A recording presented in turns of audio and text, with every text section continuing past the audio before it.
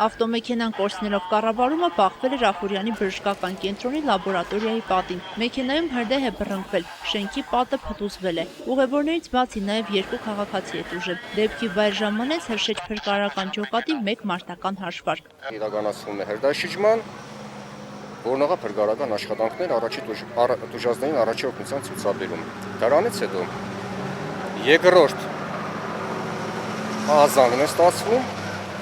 որ Ախուրյանի բժշկական կենտրոնի փլված պատի հատվածում եւս տեղի ունեցել ինքնափլուզում, որի նկուղային հայքում գտնվում է բժշկական կենտրոնի լաբորատորիան։ Րոպեներ անց պարզվեց, որ լաբորատորիայում քիմիական նյութեր կան։ Վտանգը կրկնապատկեց հատկապես քլորի առկայությունը։ Եվս 1 մարտական հաշվարկ հրավիրելու անհրաժեշտություն առաջացավ։ Կատարվեց տարածքի ուսումնասիրություն, հայտնաբերվեցին տուժածները։ Ընտրված էր անձնակազմ,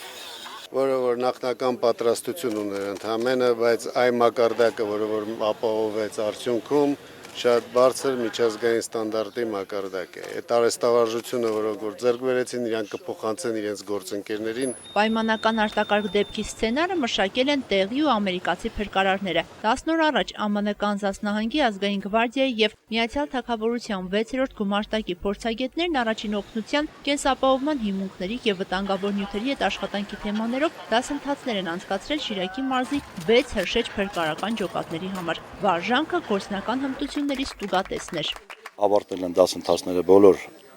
ջոկատներում եւ մեր գործընկերների արտասահմանյան գործընկերների կողմից ջոկատի դասընթացներին մասնակից մեր Հրշեջ փրկարարները